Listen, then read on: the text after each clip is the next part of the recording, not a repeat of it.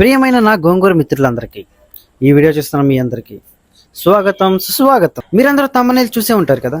అవునండి, ఈరోజు మనం ఈ వీడియోలో గోంగూర చికెన్ ఎలా తయారు చేయాలో చూసి నేర్చుకుని మనం కూడా మన ఇంట్లో తయారు చేసుకుందాం. ఈ గోంగూర చికెన్ తయారు చేయడానికి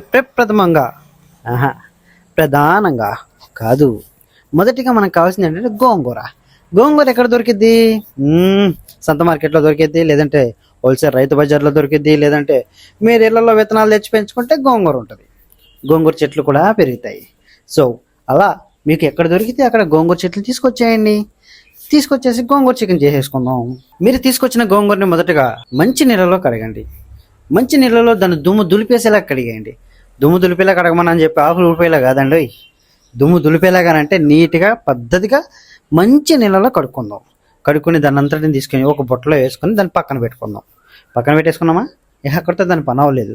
స్టవ్ ఆన్ చేసి స్టవ్ మీద ఒక దాక పెట్టుకొని, వినబడుతుందా? దాక స్టవ్ మీద పెట్టుకొని దానిలో ఈ గోంగూర వేద్దాం. ఓకేనా?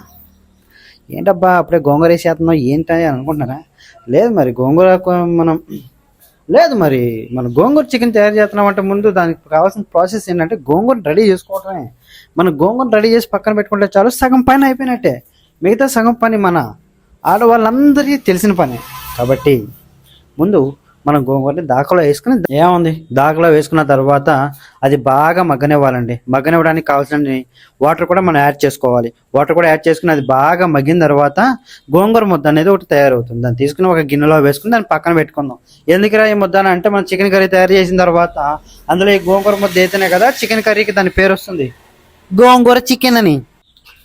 మనం ఈ గోంగూర ముద్దను తీసి పక్కన పెట్టుకుందాం. కాసేపు పక్కన పెట్టుకున్న తర్వాత గ్యాస్ ఆన్ చేసామా, కడాయి పెట్టామా, నూనె పోసామా, ఆ నూనె కొంచెం వేడెక్కిందా, అందులో ఉల్లిపాయలు వేసామా, పచ్చిమిర్చి వేసామా, అండ్ అదే ఉల్లిపాయల దాంట్లో కరివేపాకు కూడా వేసామా లేదా, ఇవన్నీ వేసి ఇవి వేడెక్కే వరకు అటు ఇటు తిప్పామా లేదా మనం చూసుకోవాల్సిన పద్ధతి. ఇవన్నీ కూడా జనరల్గా ఆడవాళ్ళు ప్రతి కర్రీలోనూ లేదంటే ఏ వంట చేసినా సరే మనం ప్రథమంగా ఉపయోగించేవి ఉల్లిపాయలు అండి.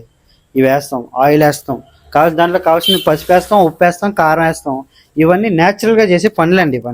ఇవన్నీ న్యాచురల్గా చేస్తాం. ఇవన్నీ వేగిన తర్వాత ఒక పాయింట్ వచ్చిన తర్వాత అప్పుడు మనం ఏం చేస్తాం, మనం కడిగి పెట్టుకున్నటువంటి చికెన్ కూడా తీసుకెళ్ళి అందులో వేస్తాం. చికెన్ కూడా అందులో వేసి దాన్ని కూడా అది మగ్గిన తర్వాత, అదండి మ్యాటర్. చికెన్ కూడా బాగా మగ్గిన తర్వాత అందులో మనం కొంచెం వాటర్ అనేది యాడ్ చేసుకుంటామండి. వాటర్ ఎందుకంటే చికెన్ ముక్క అనేది సాఫ్ట్గా తయారవడానికి కోసం అని చెప్పి మనం వాటర్ కూడా యాడ్ చేసుకుంటాము. వాటర్ కూడా యాడ్ చేసుకున్న తర్వాత ఏం చేస్తామనంటే బాగా మరుగుతున్నటువంటి ఆ కర్రీలో మనం ఇందా రెడీ చేసి పెట్టుకున్నాం కదండి గోంగూర ముద్ద. ఆ గోంగూర ముద్ద తీసుకొచ్చి ఇందులో వేసేద్దాం. ఇందులో వేసి గట్టిగా తిప్పితే, వినబడుతుందా? గట్టిగా తిప్పామనుకోండి, గోంగూర అనేది కర్రీ మొత్తానికి అంటుకుని బాగా బాగా కలిసిన తర్వాత మనం ఏం చేయాలి, కాసేపు మూత పెట్టేసేసి దాన్ని బాగా మగ్గనిచ్చి తీసామనుకోండి, ఇక అంతే, ఇక రెడీ అయిపోయింది. కరకరలాడే గోంగూర చికెన్ మన కళ్ళ ముందు రెడీ అయిపోయింది.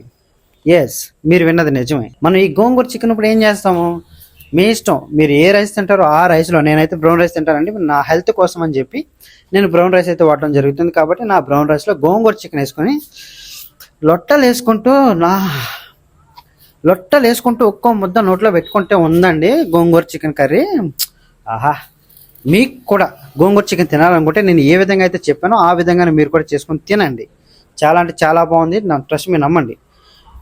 మీరు మర్చిపోవచ్చు మధ్యలో, బ్రో మనం కొంచెం ఈ మసాలాలు కూడా యాడ్ చేసాం కదా అని అంటే, అవును బ్రో, ఆ మసాలా అన్నింటిని కూడా మిక్సీ చేసి ఆ మసాలా పేస్ట్ని కూడా యాడ్ చేసుకునేది ఎక్స్ట్రా టేస్ట్ అనేది గోంగూర చికెన్కి యాడ్ చేయడం అనేది జరుగుతుంది. మీకు వినబడింది కదండి. జస్ట్ ఏం లేదు, చికెన్ కర్రీ ఎలా చేస్తాం అలాగే చేసి ఆ చికెన్ కర్రీలో గోంగూర ముద్ద తీసుకొచ్చి వేసేస్తాం. అదే గోంగూర చికెన్. మీకు ఈ వీడియోలు అన్నీ నచ్చినట్లయితే ప్లీజ్ నాకు కొంచెం ఎంకరేజ్మెంట్ అవ్వండి, ప్లీజ్ నాకు కొంచెం సపోర్ట్ అవ్వండి. ఇలాంటి వీడియోలు మరిన్ని చేసి నేను మీ ముందుకు వస్తాను. థ్యాంక్ యూ అండి. Thank you so much.